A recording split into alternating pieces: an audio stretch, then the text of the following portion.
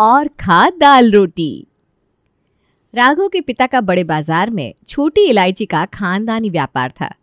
व्यापार कैसा चल रहा है, दुकान से कितनी आमदनी होती है, ये बात राघव के पिता रामजी लाल अपनी परछाई को भी नहीं बताते थे। एक दिन, मेरे सारे दोस्त महंगी महंगी गाड़ियों में घूम रहे हैं, आप भी एक गाड़ी ले लो ना, हमारी भी समाज में थोड़ी इज्जत बढ़ जाएगी। पापा, तुझे पता भी है मैं घर कैसे चला रहा हूँ, आमदनी ना के बराबर है। और बेटा ये समझ ले किसी तरह तेरी पढ़ाई लिखाई और दाल रोटी का खर्चा निकाल पा रहा हूँ दुकान से। हाथ बहुत टाइट है, लेकिन फिर भी तुझे मना करना मुझे अच्छा नहीं लग रहा। मैंने कुछ पैसे जमा करके रखे हैं, तुझे एक बाइक दिलवा देता हूँ। जैसे ही थोड़ा हाथ खुलेगा गाड़ी के बारे में भी सोच लेंगे। ठीक है पापा, जैसा आप कहें। आपको मेरी बातों का बुरा तो नहीं लगा ना? मुझे नहीं पता था कि बिजनेस इतना मंदा चल रहा है, वरना मैं गाड़ी खरीदने के बारे में आपसे बात ही नहीं करता। बस बेटा, तो बाप की बातों को इतने अच्छे से समझ रहा है, इससे बड़ी बात और क्या है मेरे लिए। पापा की बात सुनकर राघव खुश भी था और दुखी भी। पिछले कई सालों से राघव लगातार पापा से यही सुनता आ रहा था कि बिजनेस काफ़ी मंदा है और दुकान से तो बस दाल रोटी खाने जितनी कमाई हो पा रही है। इसलिए जब भी राघव कोई बड़ी डिमांड करता, रामजी लाल वही दाल रोटी और पैसों की दिक्कत की बात कहकर उसे टाल देते। अब तो राघव को भी पापा के खर्चे के बारे में बात करने से पहले थोड़ा अजीब लगने लगा था, क्योंकि वो जानता था कि पापा का हाथ काफ़ी टाइट चल रहा है। पहले तो मैं सोचता था कि पढ़ाई पूरी करने के बाद पापा के साथ उनकी दुकान संभालूंगा, लेकिन अब मुझे समझ में आ रहा है कि दुकान में कुछ खास मुनाफा नहीं है। पापा भी परेशान रहते हैं, मैं बाहर ही कहीं नौकरी देख लेता हूँ, कम से कम पापा की थोड़ी मदद तो होगी।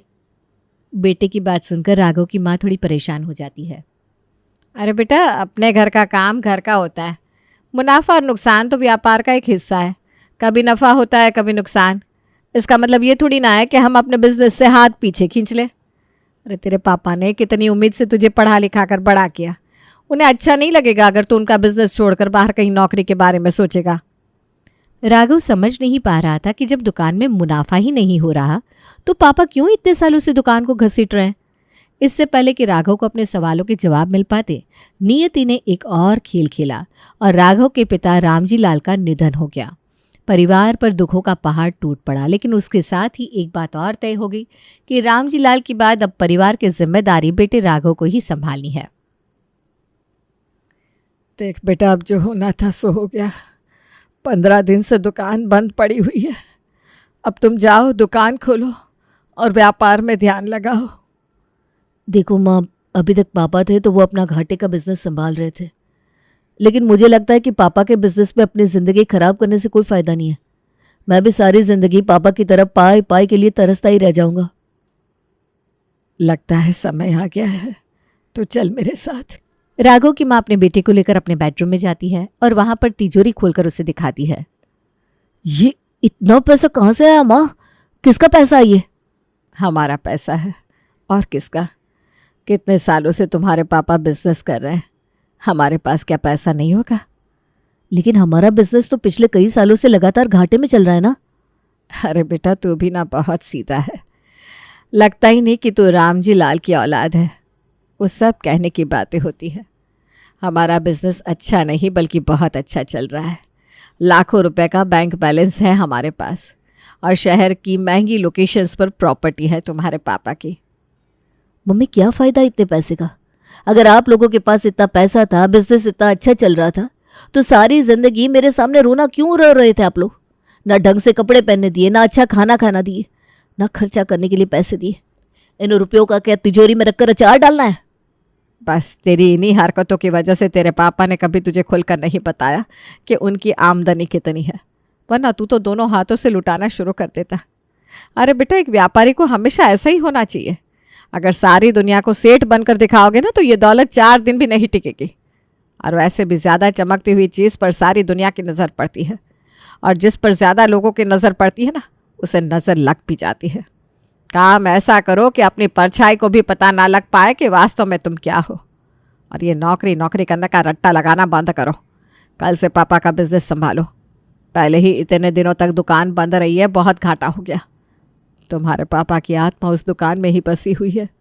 ये दुकान को खोलने में जितनी देरी करोगे उनकी आत्मा को उतनी ही तकलीफ पहुंचेगी। माँ की बात सुनकर राघव खुशी खुशी दुकान संभाल लेता है और माँ के दिए हुए गुरु मंत्र को भी अपना लेता है कि दौलत चाहे जितनी भी हो लेकिन उसका दिखावा कभी नहीं करना। और इस तरह राघव भी अपने पिता की तरफ पैसा ना होने का रोना रोना शुरू कर देता है। कुछ दिन बाद, अरे मीनू, अब तो जीजा जी को गए 1 साल हो गया। मैं तो कहती हूँ अपने राघव के लिए एक अच्छी सी लड़की देखकर उसके हाथ पीले कर दे। अब जिम्मेदार हो गया है तेरा राघव। जीजा जी का बिजनेस संभाल रहा है, घर की पूरी जिम्मेदारी उसके कंधों पर है। तो समझ रही है ना मैं क्या कह रही हूँ? समझ रही हूँ जीजी, लेकिन कोई लड़की भी तो मिले हमारे मेल की। अरे लड़की बताने के लिए ही तो तुझे आज फ़ोन किया है। लड़की राघव के मेल की ही है, बस तू हाँ भर तो मैं आगे बात चलाऊं। मौसी की बात सुनकर राघव की माँ मीनू राघव और करिश्मा की शादी की बात चलाती है और जल्दी ही करिश्मा राघव की सगाई हो जाती है। एक दिन, बहन जी, सुना है आपकी राघव की भी जल्दी शादी होने वाली है? बिल्कुल सही सुना है आपने। पर क्यों, क्या हुआ, ऐसा क्यों पूछा आपने? बस बहन जी, आपको आगाह करना चाह रही थी कि आजकल ना ज़माना बड़ा ख़राब है। लड़कियों ने शादी को एक धंधा बना लिया है। जानकर पहले पैसे वाले पार्टी को फंसाती है, फिर शादी के कुछ ही दिनों बाद छोटी छोटी बातों पर झगड़ा करना शुरू कर देती है। कुछ महीनों में बात तलाक तक पहुंच जाती है और उसके बाद वो चलाती हैं अपना ब्रह्मास्त्र। पति के परिवार पर एलिमनी लेने का केस करती है और पति की आधी दौलत उड़ाकर ले जाती है। बहन जी, कितनी शान से दुल्हन बनाकर लाए थे हम शिवानी को, लेकिन देखिए 6 महीने भी नहीं बीते उसने 50 लाख का केस ठोक दिया। हम तो कंगाल हो गए बहन जी। सारी सेविंग बेटे की शादी में लगा दी थी। सोचा था एक ही बेटा है, कौन जानता था ये दिन देखना पड़ेगा। पड़ोसन की बात सुनकर अब मीनू भी गहरी चिंता में पड़ जाती है। कुछ ही दिनों में करिश्मा मीनू के घर दुल्हन बनकर आ जाती है। शादी के बाद, राघव बेटा, आज मैं तुझे एक गुरु मंत्र देने जा रही हूँ। देख, पत्नी के सामने कभी अपने रुपए पैसे की नुमाइश मत करना। आजकल ज़माना बड़ा ख़राब है। लड़कियां मेहनत से कमाई हुई दौलत को एक पल में लेकर फुर्र हो जाती है। और दुख की बात तो यह है बेटा कि कानून भी उनका ही साथ देता है। इसलिए पत्नी के सामने बस गरीब बने रहो। उसे कभी खबर ना लगने देना कि तुम्हारी कमाई कितनी है और बैंक में कितना रुपया है। समझ गया माँ, जैसा आप कहो। शादी के बाद, माँ, पापा ने कभी घर के फर्नीचर और इंटीरियर की ओर ध्यान ही नहीं दिया। आप कहो तो घर के लिए थोड़ा लेटेस्ट स्टाइल का फर्नीचर बनवा ले। कब तक ये पुराने सोफे और तख्त पर सोते रहेंगे? हाँ बेटा, जैसा तुझे ठीक लगे। राघव घर के लिए सोफे और बाकी का फर्नीचर मंगवा देता है। वाह राघव, ये सोफ़ा और फर्नीचर तो काफ़ी सुंदर है। काफ़ी महंगा लगता है, कितने का लिया? माँ ने कहा है कि करिश्मा के सामने अपने पैसों की नुमाइश नहीं करनी। इससे सच नहीं बताऊंगा कि सोफ़ा 1 लाख का है। सोफ़ा 25,000 का है। ऑफर था तो मैंने पूरे घर का नया फर्नीचर ले लिया। पैसे तो नहीं थे, लेकिन मैंने किस्तें बनवा ली है। अब तुम आ गई हो घर में तो तुम्हारे लिए मैं इतना तो कर ही सकता हूँ। आप बहुत अच्छे हो राघव, आपने मेरे बारे में इतना सोचा, मुझे बहुत अच्छा लगा। Thank you. अरे वाह, माँ की सीख तो बड़ा काम आई। एक तीर से 2 निशाने लग गए। राघव, तुम्हारा घर तो काफ़ी अच्छा बना हुआ है। शादी से पहले तो तुम कहते थे बस 3 कमरे का मकान है, लेकिन ये तो किसी कोठी से कम नहीं लगता। अरे ये हमारा पुश्तैनी घर है। कोठियाँ कोई ऐसी थोड़ी ना होती है। ये सब टाइल पत्थर जो घर में लगा ना, सब सस्ती क्वालिटी का है। करिश्मा बेटा, ये तेरा मुंह दिखाए का गिफ्ट कैसा लगा? माँ जी, बहुत खूबसूरत है। डायमंड का है ना? अरे डायमंड नहीं बेटा, अमेरिकन डायमंड। बस 2000 का सेट है ये। लेकिन बेटा, मैंने इतने प्यार से दिया है, उसे डायमंड की तरह संभाल कर रखना। हाँ जी माँ जी, जैसा आप कहें। और ये मेरी तरफ से तुम्हारे लिए। अब ये अंगूठी भी नकली है क्या? नहीं नहीं, सोने की है। बस इसमें लगा डायमंड नकली है। डायमंड रिंग तो 1 लाख की थी, ये 25,000 में आ गई। राघव और मीनू हर बात में करिश्मा से झूठ बोलने लगे थे। करिश्मा भी उनकी बात सुनकर सच मान लेती थी। उसने कभी सोचा ही नहीं था कि उसकी सास और पति उससे झूठ भी बोल सकते हैं। शादी को कुछ दिन बीत गए थे। एक दिन जब राघव दुकान से वापस आया तो उसने देखा उसकी पत्नी एक साड़ी को पहनकर इतराती घूम रही थी। करिश्मा, ये साड़ी कब ली तुमने? अच्छी है ना? मैंने ऑनलाइन मंगवाई है, पूरे 10,000 की है। आपने भी तो शादी में मुझे एक भी महंगी साड़ी नहीं दिलवाई। किसने कहा तुझे महंगी साड़ियाँ नहीं दिलवाए? आप ही ने बताया था ना माँ जी कि मेरी सब साड़ी आप थोक की दुकान से सस्ते में लाई हो। अब करिश्मा की बात सुनकर बेचारी मीनू के पास कोई जवाब ही नहीं था।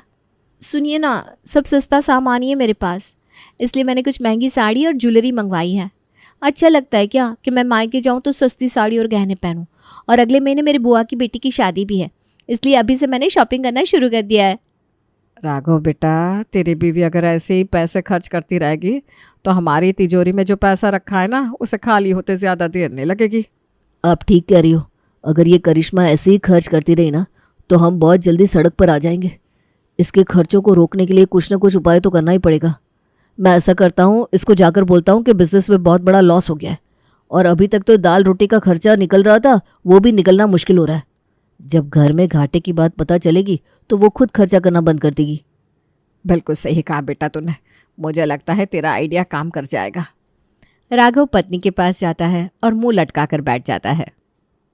क्या बात है राघव, कोई परेशानी है क्या? आप बहुत परेशान दिख रहे हो। अब तुमसे क्या छुपाऊं करिश्मा, तुम मेरी जीवन साथी हो, तुम्हें तो इस घर के हर सुख दुख के बारे में पता होना ही चाहिए। बिजनेस तो पापा थे तब से ही काफ़ी मंदा हो गया था, लेकिन फिर भी दाल रोटी का खर्चा चल ही रहा था। लेकिन पापा के जाने के बाद तो जैसे धंधा धीरे धीरे बैठता ही जा रहा है।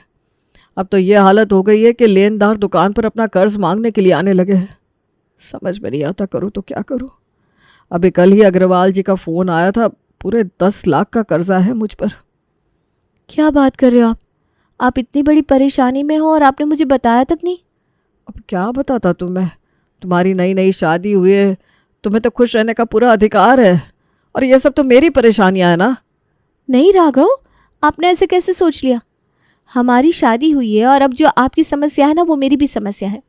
अगर प्रॉब्लम इतनी बड़ी हो गई है कि घर का खर्च तक नहीं निकल पा रहा, तब तो हमें इस बारे में कुछ ना कुछ सोचना ही पड़ेगा।